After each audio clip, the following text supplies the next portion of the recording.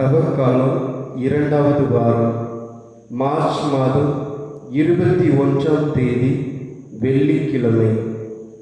நற்செய்தி வாசகம். புனித மத்தேயு எழுதிய நற்செய்தியிலிருந்து வாசகம்.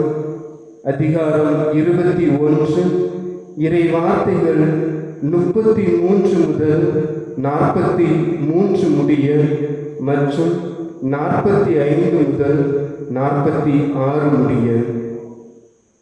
மேலும் ஒரு உவமையை கேளுங்கள். நிலக்கிழார் ஒருவர் ஒரு திராட்சை தோட்டம் போட்டு சுற்றிலும் வேலி அடைத்து அதில் பிழிவு குழி வெட்டி ஒரு காவல் மாடமும் கட்டினார். பின்பு தோட்ட தொழிலாளர்களிடம் அதை குத்தகைக்கு விட்டுவிட்டு நெடும் பயணம் மேற்கொண்டார். பழம் பறிக்கும் காலம் நெருங்கி வந்தபோது அவர் தமக்கு சேர வேண்டிய பழங்களை பெற்று வரும்படி தம் பணியாளர்களை அத்தோட்ட தொழிலாளர்களிடம் அனுப்பினார். தோட்ட தொழிலாளர்களோ அவருடைய பணியாளர்களை பிடித்து ஒருவரை நைய புடைத்தார்கள், ஒருவரை கொலை செய்தார்கள், ஒருவரை கல்லால் எறிந்தார்கள். மீண்டும் அவர் முதலில் அனுப்பியவர்களை விட மிகுதியான வேறு சில பணியாளர்களை அனுப்பினார். அவர்களுக்கும் அப்படியே அவர்கள் செய்தார்கள். தம் மகனை மதிப்பார்கள் என்று அவர் நினைத்து கொண்டு அவரை இறுதியாக அவர்களிடம் அனுப்பினார்.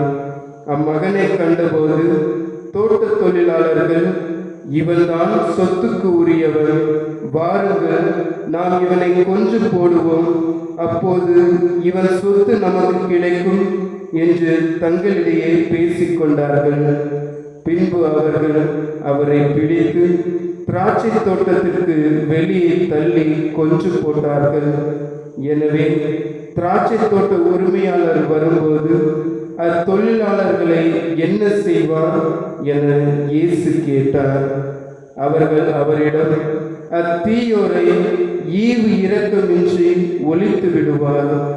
உரிய காலத்தில் தமக்கு சேர வேண்டிய பங்கை கொடுக்க முன்வரும் வேறு தோட்ட தொழிலாளர்களுக்கு அத்திராட்சை தோட்டத்தை குத்தகைக்கு விடுவார் என்றார்கள். இயேசு அவர்களிடம், கட்டுவோர் புறக்கணித்த கல்லே கட்டடத்திற்கு மூலைக்கல் ஆயிற்று. ஆண்டவரால் இது நிகழ்ந்துள்ளது, நம் கண்களுக்கு இது வியப்பாயிற்று என்று நீங்கள் மறைநூலில் ஒருபோதும் வாசித்ததில்லையா? எனவே உங்களிடமிருந்து இறையாட்சி அகற்றப்படும். அவ்வாட்சிக்கு ஏற்ற முறையில் செயல்படும் ஒரு மக்களினத்தார் அதற்கு உட்படுவர் என நான் உங்களுக்கு சொல்கிறேன். தலைமை குருக்களும் பரிசேயரும் அவருடைய உவமைகளை கேட்டபோது தங்களை குறித்தே அவர் கூறினார் என்று உணர்ந்து கொண்டனர்.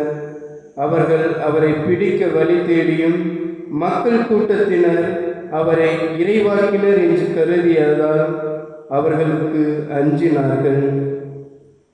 ஆண்டவரின் அருள்வாக்கு. கிறிஸ்துவே உமக்கு புகழ்.